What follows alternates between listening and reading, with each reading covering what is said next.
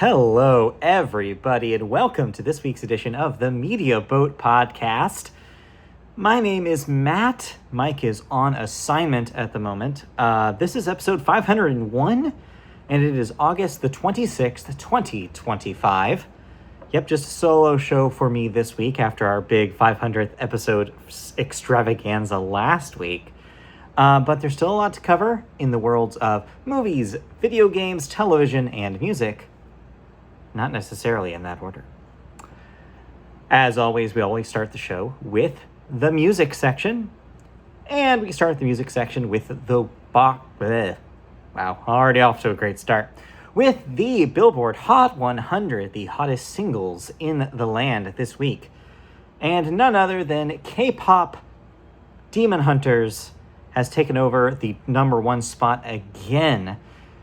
Golden by Huntrix is your number one song for the second week as number one, but not the second week in a row. It got interrupted by another week of Ordinary at number one, but it's back up top. We'll be talking more about records that it set in just a moment. Meanwhile, Ordinary by Alex Warren moves down to the number two spot. What I Want by Morgan Wallen featuring Tate McRae is your number three. And your number 4 and 5 are also from the K-pop Demon Hunters soundtrack. The Saja Boys singles, number 4, Your Idol, and number 5, Soda Pop.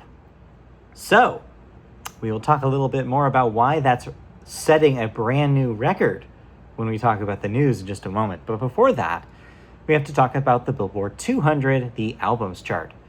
Your number one album this week, returning to number one, is I'm the Problem by Morgan Wallen. Number 2, K-pop Demon Hunters soundtrack.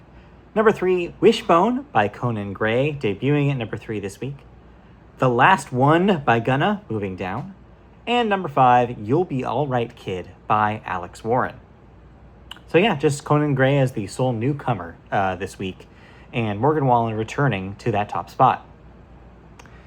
As for new releases this week, a handful of interesting options for y'all to check out. First up, No Hard Feelings by The Beaches. Once Upon a Time in California by Belinda Carlisle. Essex Honey by Blood Orange. Euro Country, all caps, by C-Matt. You're seeing Matt right now if you're watching the video version. Ha. Animal Hospital by Ganser. You Heartbreaker You by Jenny Beth. Hard-Headed Woman by Margot Price. Straight Line Was a Lie by the Beths, one of my most anticipated records of the year. Very excited for that release. The Hives Forever, Forever the Hives by The Hives. And not to be outdone, Sabrina Carpenter is back with a little belated summer present called Man's Best Friend, her proper follow-up to last year's Short and Sweet. So when Mike is back next week, we'll talk all about the Sabrina Carpenter record, I am sure, so stay tuned for that. All right, let's move into some music news, and we had so many little bits of music news this week that I've compiled some music bits for y'all. Our first story takes us to, unfortunately, some bad times for former number one single artist Lil Nas X, who found himself on the wrong side of the law this past week. Lil Nas X was arrested and charged after alleged public nudity and assault of an officer. Since this happened, he's been released on bail. However, a trial is set. Pre-trial will begin September 15th. If he is convicted, he could be spending as much as 5 years in prison for these charges. He was also admitted to a hospital, presumably for an overdose. He has since claimed after his bail on social media that he is doing okay, but it's worrying when an artist gets involved in this kind of scene, is seen doing this kind of things. My heart goes out to his family, and I do hope that he quickly recovers from whatever he's going through right now. And I hope he gets the correct attention. Don't put this man in jail. Don't put him in prison. Put him in maybe a rehab facility. I really hope that there's something, positive that can come out of this experience. as opposed to just, celebrity spectacle. I really don't want it to go that direction, and I'm really hoping it doesn't. Yee. Rough. Our next story, though, thankfully, is a little bit happier. Today, the day I'm recording this podcast, it finally happened, folks. Taylor Swift is no longer going to be a single cat lady. Travis Kelce dropped on one knee in front of a bunch of flowers and finally popped the question. Yes, Taylor Swift and Travis Kelce are engaged officially as of today. No news beyond that. Of course, they both have careers. It's probably going to be a while until that wedding occurs, but what a wedding that will be when it does. We did get to see a picture of the rock on her finger, which is, as you would imagine, very impressive. I mean, the man has Super Bowl rings. She might as well have one equivalent to that many diamonds. Congratulations to the happy couple, and I'm looking forward to see what this means. I already see NFL fans scrambling on the internet, trying to figure out what this might mean for Travis Kelce on their fantasy squad. Well, keep tabs on the tabloids, I guess, to find out more. I'm happy for him. I'm happy for Taylor to finally find a guy that she will say yes to. I can't imagine this is the first time she's been proposed to. Just on just a whim that I have, just a theory. Clearly, though, she will not marry him with paper rings. But hey, maybe she's changed her mind now. All right, let's move on to the next little bit we have in music. Spotify, not to be outdone with stupid ideas, has decided to launch its newest stupid idea, a messaging option inside the app. Yes, instead of having your conversations about music happen on platforms outside of Spotify, like Instagram or even just regular old text messages, Spotify decided that they want ownership of that too. So they are having messaging, aka like DMs, baked into the Spotify product now. Of course, this is with the intention of talking about music and sharing favorite songs. It'll probably have hooks into whatever you're listening to at that second to send it right over seamlessly. Theoretically, not a terrible idea, but because Spotify is behind it, I don't trust it for a single millisecond. So Spotify users, tread lightly when it comes to messaging with their service. Next up, a little MTV VMA news for you. More and more performers are being confirmed for the show before its debut, including Doja Cat, Post Malone, and Tate McRae, adding to an existing list that included Sabrina Carpenter, for one. They usually get the stars, and this year is no exception. I'm excited to see what that show ends up being, because the VMAs are just a fascinating thing that I'm still kind of confused about why it still exists, but also kind of happy that it still exists. I'm okay with this. I'm okay with this still happening. Like, I like seeing a bunch of performances from disparate artists, and I just like having that kind of variety show atmosphere. I love an award show. I don't know what's wrong with me. If you want some extra VMA nonsense before this year's VMAs, I recommend looking on YouTube. Several VMA ceremonies from previous years have been uploaded on YouTube. I watched a handful just a couple weeks ago. I watched like 1994, 1997, 1998. Just wonderful, weird time in history, in music history, and definitely captures the variety of things people were listening to at the time. Fascinating piece of like artifacts of music trivia there. But let's move on to other music trivia. Speaking of the Grammys, as I was just a moment ago, Morgan Wallen has decided that he will not be submitting his record-breaking record, I'm the Problem, for Grammy consideration. This might be a Weekend-style move of Morgan Wallen saying that the Grammys don't matter to him. This could also be him still being a little bitter that it took until last year's ceremony to even be nominated. Regardless of the reason, I'm totally okay with Morgan Wallen not getting any Grammys. No skin off my back, bro. And then lastly in our news today, just a little follow-up after our talk about the Hot 100 this week. Yes, K-pop Demon Hunters now has broken a record. 4 songs on the Hot 100 from a soundtrack to a film has never happened before this week. So that is a brand new record that so far K-pop is the only film to do so. So will this happen again? Maybe if they do a sequel to K-pop Demon Hunters. But congratulations for that that little fun fact. 4 songs all at once in the Hot 100 from the same soundtrack. Congratulations. All right. That's it for Music Bits. Let's move right on as we talk about some video games. And we always start the games section with the new releases. Out this week, first we have Shinobi Art of Vengeance, which is out this week on the PC, PS5, PS4, Xbox Series X, Xbox One, and Switch. We also have the Nintendo Switch 2 release of Kirby the Forgotten Land, plus its DLC, Star-Crossed World. If you already own a copy of Kirby the Forgotten Land, it is a expansion that you can buy for $20. If you are getting the Switch 2 version brand new, it will come with the DLC pre-baked. So either way you enjoy it, Kirby the Forgotten Land is a great game, a lot of fun, even better in co-op, and this new stuff. I mean, how could you be mad at more Kirby? It's more Kirby fun. Next up, Metal Gear Solid Delta Snake Eater. The remake of Metal Gear Solid 3 Snake Eater is out this week for PC, PS5, and Xbox Series X. Super Robot Wars Y. Why? Because they wanted to make another one. For PC, PS5, and Switch. Story of Seasons Grand Bazaar on the PC, Nintendo Switch, and Nintendo Switch 2.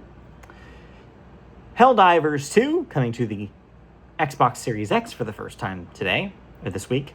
And lastly, the remake of Gears of War, this time called Gears of War Reloaded, which is out today on Xbox Series X, PC, and for the first time ever on PS5. Yes, it's finally happened. Gears of War has come out on PlayStation. Hell's frozen over. People running around, like locusts. I don't know.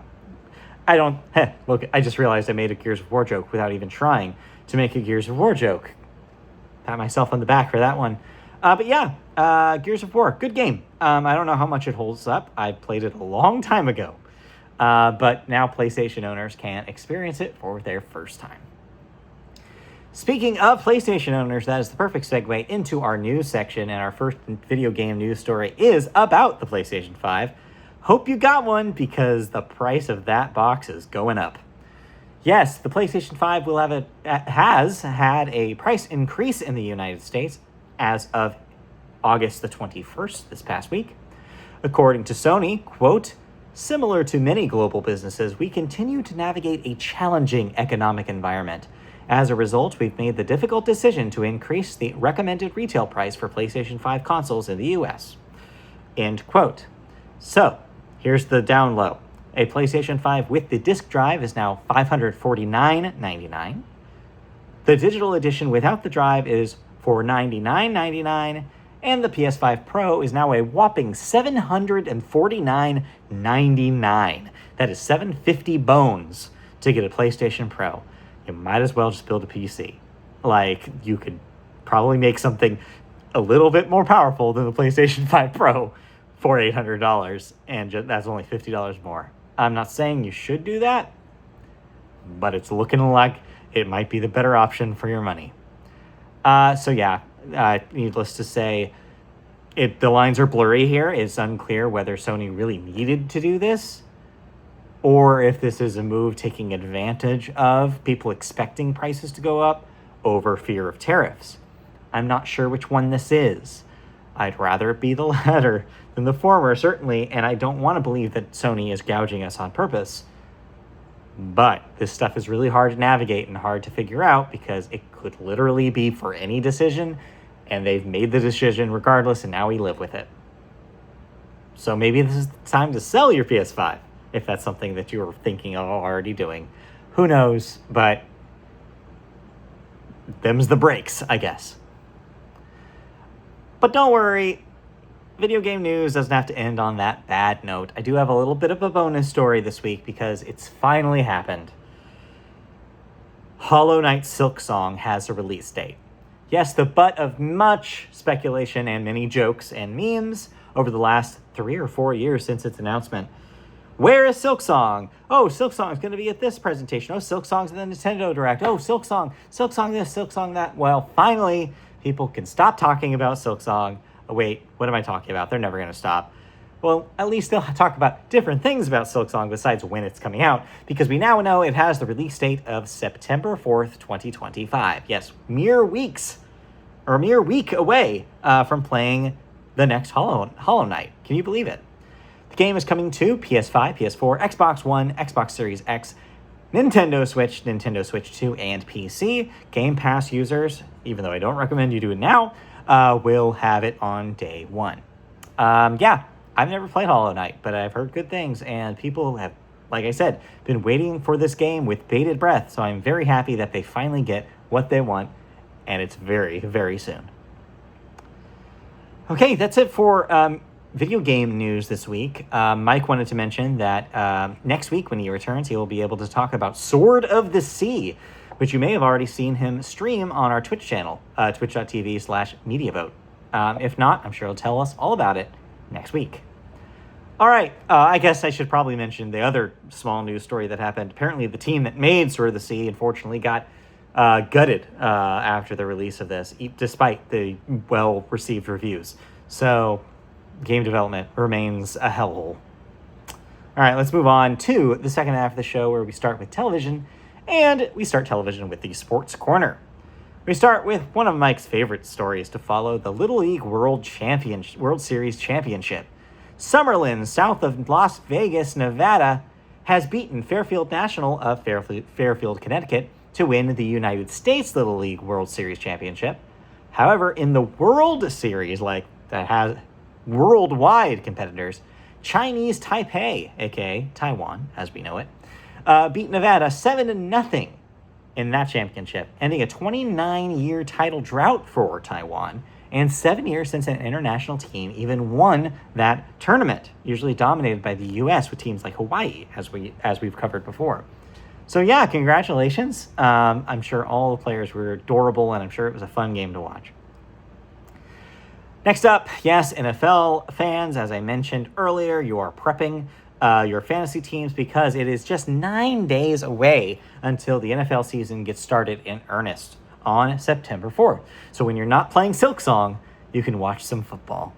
I hope you are getting ready for some football. Next up, in the world of baseball, Cal Raleigh has done it. He has reached 50 home runs and officially, as of 49, has become the one catcher to reach that milestone. The most home runs for a single season for a catcher. That is pretty crazy. So congratulations to Raleigh for an amazing record-setting season already, and we're not even in September. Meanwhile, there are 45 home runs each for Kyle Schwarber and Shohei Ohtani, his closest competition. 40 home runs for Eugenio Suarez and Aaron Judge, in case you're wondering where they were. Meanwhile, it finally happened. The other shoe dropped. With 37 wins and 94 losses, the Colorado Rockies are your first team that have been eliminated from playoff contention. So pour out a good tall Coors for them. All right, that's it for baseball. Moving on to college. College football has started. Iowa State, ranked number 22, has upset number 17, Kansas State, already 24-21 in the opening game of the year. Meanwhile, we have an upcoming matchup of the number 1 ranked Texas and the number 3, the Ohio State, to look forward to soon. And what? I don't really understand this. Bill Belichick coached a college team? Was that something we've covered before? I forgot that he was going to do that. But I guess he coached North Carolina versus TCU on Monday. So that's a thing that happened. So if you're a big Belichick fan, I'm sure you tuned in. All right. That's it for sports. I don't really have anything much to add there. So we're just going to keep on cooking. Let's move to some television news. And we have some information that you might find useful if you are a parent of a child and have a Netflix account. Get ready for a new crop of kids who will be obsessed with Netflix. Get ready. It's happening. Season 56 of Sesame Street will debut finally on Netflix on November 10th, as previously reported here, with Season 2 of Miss Rachel dropping September 1st. Those shows join a previously announced fall slate that includes new Blippi episodes and new Cocomelon, as well as debuts of Dr. Seuss shows and a Season 12 of Gabby's Dollhouse, which will launch on November 17th. Along with the premiere dates, Netflix has also announced a slate of kids' games based on well-known IP, which will complement its video programming. The games include 3 concepts based on Dr. Seuss, Paw Patrol Academy, based on the popular Nickelodeon franchise, and Lego Duplo. Netflix has the right to make Sesame Street games, by the way, under its new agreement with the Sesame Workshop, so expect to see some of those land on the service as well. Just a reminder, these are phone or tablet games that you can access through the phone or tablet app that you use Netflix for. So do that. That's it for television news, but Mike wanted to mention that he has thoughts about Department Q next week, so tune in for that as well. All right, let's move on to some cancellations and renewals. What is Mike no longer watching? If he's not here to ask the question, I have to do it. First up, Dexter: Original Sin. The reboot of Dexter has already been canceled after 1 season on Paramount+. Goodbye again, Dexter. Meanwhile, Netflix has canned The Waterfront after its first season. And Too Hot to Handle, after 6 seasons, has finally decided to hang up the proverbial towel and will end after its 6th season on Netflix. Sorry, Sexless Island, you just were too pure for this world. Or too impure for this world, I guess? Either one. All right, get ready for a lot of RuPaul's Drag Race because we have a collection of RuPaul's shows that are getting renewed. First up, RuPaul's Drag Race All-Stars has been renewed for an 11th season on Paramount+. RuPaul's Drag Race All-Stars Untucked will also get a 5th season. Will also get renewed and get a 5th season. RuPaul's Drag Race Classic will get an 18th season, and RuPaul's Drag Race Untucked Classic will also get a 5th season. All this will be on Paramount+. Meanwhile, we have Gangs of London, the series, getting a 4th season on AMC, The Institute getting a 2nd season on MGM+, and Deli Boys getting a 2nd season on Hulu. I also wanted to use this moment to mention that if you were following the story that we reported a while back on how Sony was shopping around Jeopardy and Wheel of Fortune to streaming services, well, that has finally taken place. Peacock has been declared the winner of that competition, and they will be premiering episodes of Jeopardy and Wheel of Fortune on September 9th. So look forward to that very soon.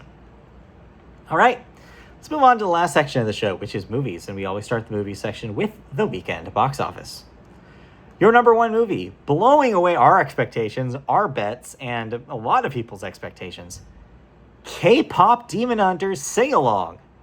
This was the theatrical sing-along version release of K-pop Demon Hunters, making this one of the few moments that I think out in the show that we've ever reported where the number 1 movie is also responsible for the number 1 song. This is why we do the charts, folks. Because they're fascinating, how things can line up like this. That sing-along theatrical release made $18 million this week, easily beating number 2, Weapons, that only made $15, and number 3, Freakier Friday, which only made $8.8 million this week. By the way, Weapons is sitting on $115 million, the surprise summer hit, and Freakier Friday at 70, just under that hit level, I think. Number 4, The Fantastic Four First Steps is still here, $6 million. That's at $257. Not, too much to sneeze at, but still a little disappointing. And number 5, The Bad Guys 2 with $5.1 million. Way, way, way down the list at number 8 is Honey Don't, debuting to only $3 million. And I don't know if this is the most wrong that Mike has been, but it's definitely up there. Ni Za 2, the movie he championed to be number 1 this week, was way down at number 13 with only $1.5 million. I like being right sometimes. Although, to be fair, neither of us were technically right this week. But when it does happen, I like to bask in it for a second. Anyways, let's move on because we have new releases this week. And I'm going to have to look them up because I can't tell you what they are. We have something called Caught Stealing, which is not, I don't think, a baseball movie, but I wish it was. I don't think it is. Let's find out, actually, together, what Caught Stealing 2025 film is. This is starring Austin Butler as a crime thriller film. Got it. Okay. Well, there you go. Austin Butler in a crime thriller. Check that out. It sounds good. Zoe Kravitz is in it. Matt Smith and Regina King. So that could be your number one movie. Or it could be its competition, The Toxic Avenger, which of course is a remake of The Toxic Avenger. I don't really need to explain to you what that is. So there you go. I don't know what's your number one. Good thing Mike's not here and I don't have to bet on it.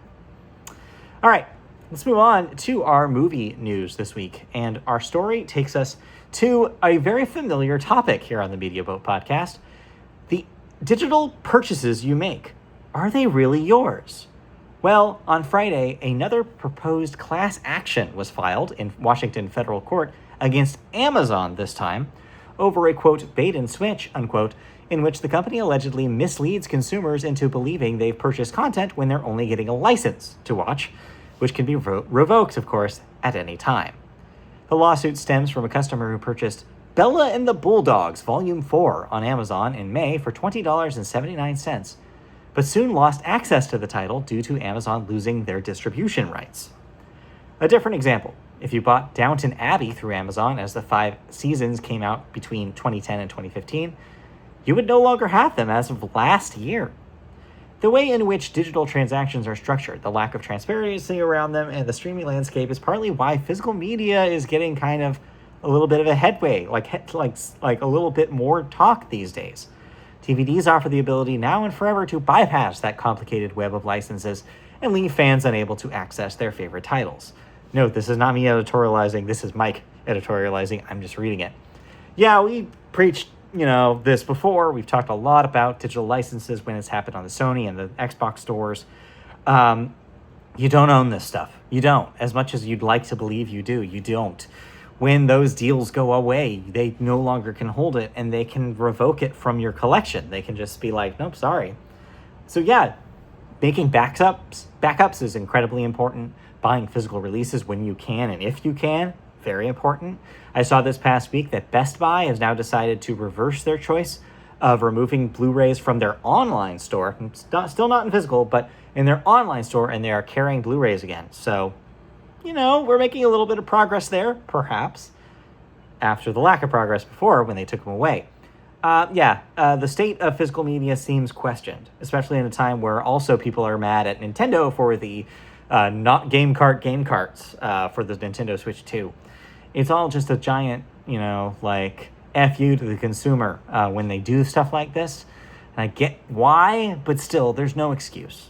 Make sure that if you're buying something, either be extremely clear about the timeline or don't sell it digitally at all. I think that's where we're at from a consumer protection kind of spot right now. Who knows what'll happen there, but I don't think it's going to get better. That much I can tell you. And on that dreary, wonderful note, that's it for the Media Boat Podcast this week. Thanks for joining me. This was a lot of fun. I'll be back next week with Mike. Not in the same room again, though. We'll be separate this time. But yeah, we'll talk about his thoughts. We'll talk about stuff that he, and perhaps even more stuff that he's watched and experienced. I might talk about Long Story Short next week once I catch up a little bit longer on it. It is the new Raphael Bob Waksberg show on Netflix. You might remember him from BoJack Horseman. It's his new animated series. It's excellent so far. I've only watched the pilot, but it is 100% my shit, and I am very excited to finish it. So I might talk about it next week. So wait for that then. But in the meantime, you can find us in video form on our YouTube channel. Just search YouTube for Media Boat Podcast. Like, subscribe, and click the bell for notifications when new videos go live. You can also find us in audio form by searching podcast services for Media Boat Podcast. Give us 5-star reviews. We'd love to have a review or two. It doesn't have to be 5 stars. Just review our show. Tell us how we're doing. You can also find us on MediaBoatPodcast.com. You can also find us on social media platforms like Blue Sky. Search Media Boat Podcast there.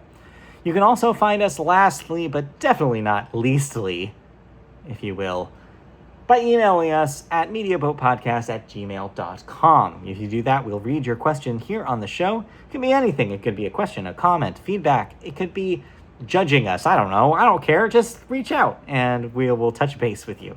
Reach out and touch base. Anyway, thanks for joining us today, or just me, and we'll see you guys next week. Thanks so much. Bye-bye.